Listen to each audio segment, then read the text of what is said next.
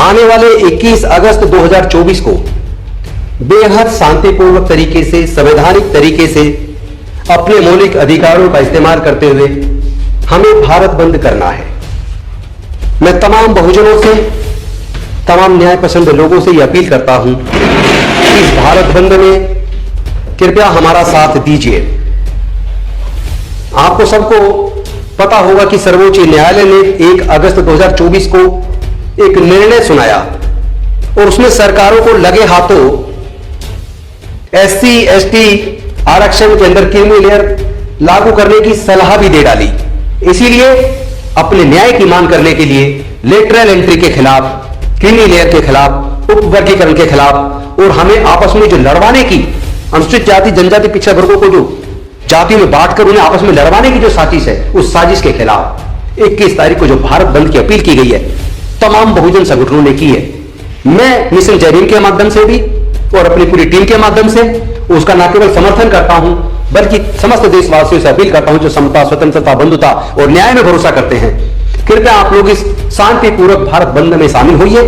देखिए, किसी भी प्रकार की सरकारी संपत्ति को नुकसान नहीं पहुंचाना है। बेहद शांतिपूर्वक तरीके से बाबा साहेब के संविधान को हाथ में लेके संवैधानिक तरीके से अपने फंडामेंटल राइट का इस्तेमाल करते हुए आपको भारत बंद को सफल बनाना है और इस बहुजन आंदोलन को तेज करना है, लेटरल एंट्री को रोकवाना है, संविधान को पूरी तरीके से भारत में लागू करवाना है और तमाम क्षेत्रों में प्रतिनिधित्व हमारे समाज के लोगों को मिले, उसकी लड़ाई को मजबूत करना है। और ये जो सरकारों की तानाशाही है, कहीं पे वो एडवाइजर रख रहे हैं, कहीं पे फेलोशिप निकाल रहे हैं, कहीं पे कॉन्ट्रैक्ट पे भर्ती कर रहे हैं, ठेकेदारी पता लागू कर रहे हैं, इस तरीके से जो हमारी हकमारी हो रही है उसको रोकने की ये लड़ाई हम लोग मिलकर लड़ेंगे। नमो बुद्धाय, जय भीम, जय संविधान, जोहार साथियों। आप सबसे एक अपील है, आने वाले 21 अगस्त 2024 को बेहद शांतिपूर्वक तरीके से, संवैधानिक तरीके से अपने मौलिक अधिकारों का इस्तेमाल करते हुए हमें भारत बंद करना है। मैं तमाम बहुजनों से, तमाम न्याय पसंद लोगों से यह अपील करता हूं कि इस भारत बंद में कृपया हमारा साथ दीजिए। आपको सबको पता होगा कि सर्वोच्च न्यायालय ने 1 अगस्त 2024 को एक निर्णय सुनाया और उसमें सरकारों को लगे हाथों एससी एसटी आरक्षण के अंदर क्रीमी लेयर लागू करने की सलाह भी दे डाली। अनुसूचित जातियों को वर्गीकरण देने का उन्होंने एक आदेश भी दे दिया, लेकिन उस आदेश में जाति जनगणना, आर्थिक व शैक्षणिक सर्वे को कंपलसरी किया। मैं पूछना चाहता हूं कि यह जजमेंट जो तमाम दलित, पिछड़े, आदिवासियों की हकमारी करने वाला है, जहां एक तरफ केंद्र की सरकार लेटरल एंट्री के माध्यम से 90 के करीब पहले joint secretaries, directors, deputy directors लगा चुकी है, जिसमें एससी एसटी ओबीसी की हकमारी हुई है। और अभी 2 दिन पहले एक विज्ञापन आया जिसमें 45 जॉइंट सेक्रेटरीज, डायरेक्टर्स और डिप्टी डायरेक्टर्स डायरेक्ट भर्ती किए जा रहे हैं। और इन तमाम लेटरल एंट्री में कहीं भी सरकार ने एससी एसटी ओबीसी को आरक्षण देने से साफ साफ इनकार कर दिया। और ये मेरी शिकायत उन सरकारों से है, चाहे वो केंद्र की सरकार हो या राज्य सरकारें, जहां जहां पब्लिक फंड्स इन्वॉल्व होता है, जहां सरकारी पैसे से तनख्वाहें दी जाती हैं, चाहे वो वैकेंसी कॉन्ट्रैक्ट पे निकले, चाहे वो किसी प्रकार की फेलोशिप हो, चाहे वो कहीं पे एडवाइजर या कंसल्टेंट रखे जाएं, आप जो भी क्वालिफिकेशन रखना चाहते थे रखिए। अनुसूचित जाति जनजाति पिछड़े वर्गों में भी उस तरह की क्वालिफिकेशन वाले क्वालिफाइड लोग अवेलेबल हैं। लेकिन अगर आप उसमें लिख देते हैं कि एससी एसटी ओबीसी का कोई रिजर्वेशन नहीं है, तो आप तो पहले ही उसमें उनके संवैधानिक अधिकार को, फंडामेंटल राइट को, right of equality, article 14, article 15(4), 16(4) का उल्लंघन कर रहे हैं। आप संविधान के खिलाफ हैं।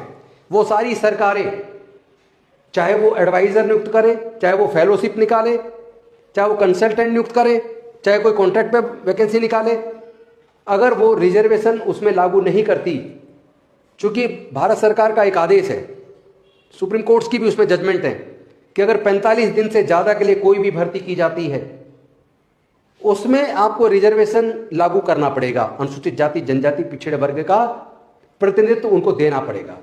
अगर नहीं देते हैं तो ये उनकी हकमारी है, ये खुलेआम संविधान का उल्लंघन है। तो एक तरफ लेटरल एंट्री के माध्यम से केंद्र की सरकार, यहां तक कि कई केंद्र राज्यों की सरकारें भी अनुसूचित जाति जनजाति पिछड़े वर्ग की हकमारी कर रही हैं, और दूसरी तरफ शिक्षा को इतना महंगा कर चुके हैं कि पैसे के अभाव में अनुसूचित जाति जनजाति पिछड़े वर्गों के साथ साथ जनरल कैटेगरी के भी जो गरीब लोग हैं या मध्यम वर्गीय लोग हैं, जो 15 लाख 20 लाख 25 लाख का प्रोफेशनल डिग्री कराने का खर्चा नहीं उठा सकते, उनके भी साथ अन्याय हो रहा है। 99% SC ST, 98% OBC and minorities अपने बच्चों की प्रोफेशनल डिग्रीज कराने के लिए सरकारी engineering college, medical college, law college, management college से ये 15 20 25 लाख का खर्चा उठाने में सक्षम नहीं है। जनरल कैटेगरी के भी 80% लोग इतना भारी भरकम खर्च नहीं उठा सकते। आखिर ये सरकारें किसके लिए काम कर रही हैं? तो एक तरफ शिक्षा को तो महंगा करके शिक्षा छीन लिया, ऊपर से कह रहे हैं कि इन सम वर्गों को हिस्सेदारी नहीं मिली है, कुछ ही जाति सारा हक ले गई है। जब कोई एग्जाम में बैठता तो क्या किसी एक जाति के लोगों को सिलेक्शन किया जाता है? उसमें तो तमाम अनुसूचित जाति जनजाति पिछड़े वर्ग के लोग जो रिजर्वेशन से अप्लाई करते हैं उनको एक मिनिमम क्वालिफिकेशन जो रखी गई है उस पर्टिकुलर पोस्ट के लिए, वो क्वालिफिकेशन चाहिए। रिटन टेस्ट है, रिटन टेस्ट देना पड़ेगा। उसमें तो कोई जाति नहीं देख रहा है, जो उसमें क्वालिफाई करेगा उसका सिलेक्शन होगा। लेकिन अगर उस क्वालिफिकेशन अर्जित करने पर शिक्षा को महंगा करके उस समाज को वंचित कर देते हैं तो वो मुख्यधारा में आएगा कैसे? दूसरी तरफ आपने ज्यादातर सरकारी नौकरियों को प्राइवेटाइज कर दिया।